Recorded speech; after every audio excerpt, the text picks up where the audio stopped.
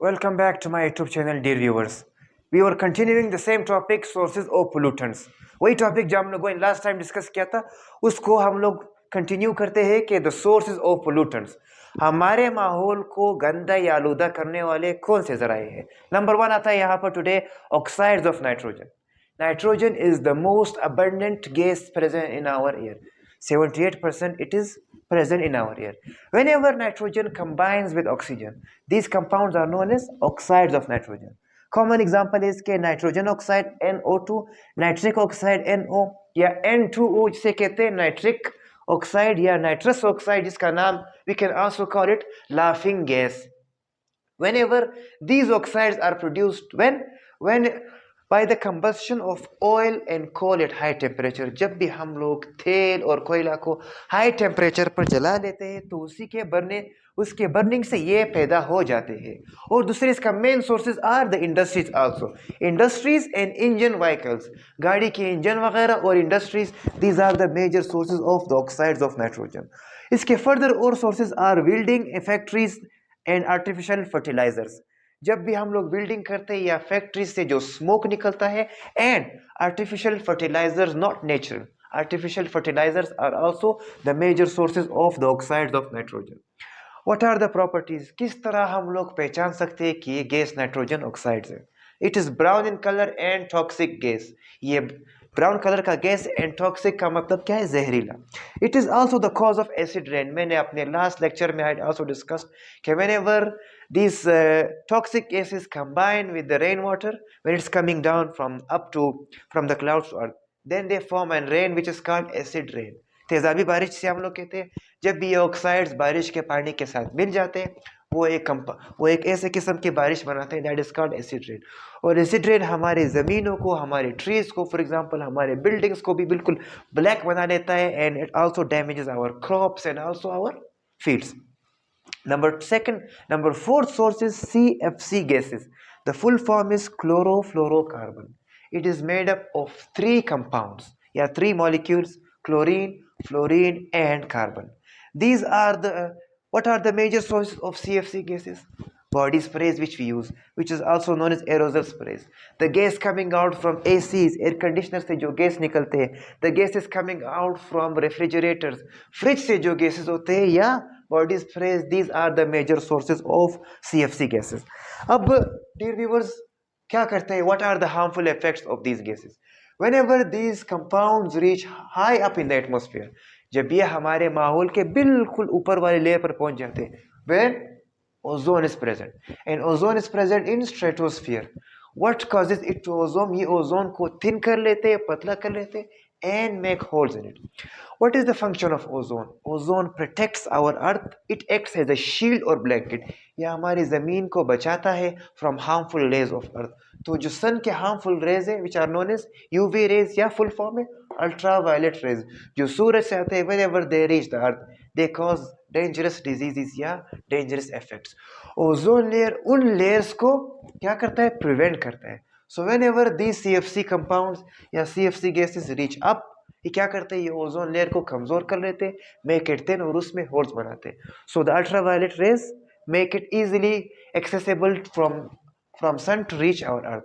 तो ये ultraviolet rays के लिए आसानी पैदा करते हैं कि वो आसानी से हम ऊपर से आकर हमारे ज़मीन में आ जाते हैं और हमारे ज़मीन को ख़राब करते हैं, या फॉर एग्जांपल हमारे बॉडी में स्किन कैंसर, हमारे आइज़ को डैमेज करते हैं, हमारे ज़मीनों को ख़राब कर लेते हैं.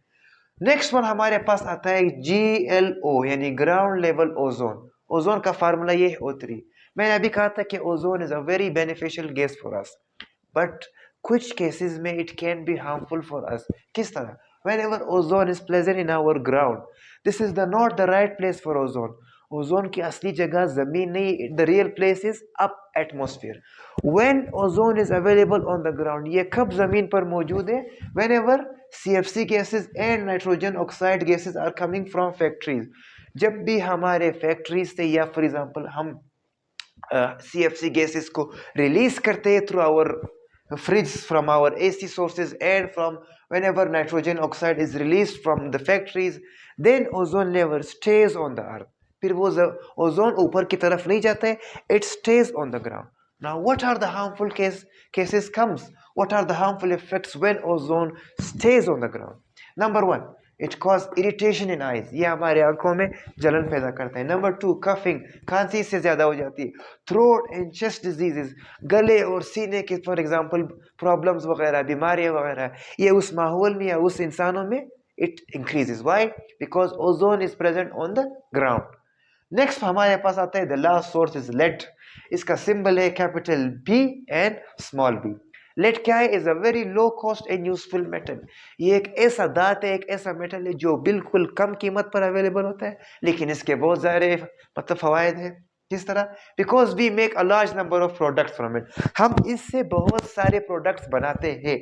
इसके कॉमन एग्जांपल ये कहाँ पर इस्तेमाल होता है? पेंट्स, जब हम लोग अपने घरों को फॉर एग्जांपल डेकोरेशन के लिए पेंट करते हैं. बिल्डिंग मटेरियल्स, व्हेनेवर हम लोग जो भी बिल्डिंग मटेरियल्स घरों की तामीरात के जो भी मटेरियल इस्तेमाल करते हैं, इंडस्ट्रीज कारखानों में फ्यूल ईंधन इस्तेमाल होता है, या आइटम्स ऑफ डेली यूज या रोज़मर्रा ज़िंदगी के जितने भी अशिया होते हैं, lead is the major, these are the major sources of lead.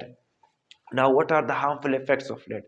It causes diseases in both children and adults. ये बच्चों और जवान मर्दों में भी ये बहुत सारे मुख्तलिफ किस्म के अमराज पैदा करता है.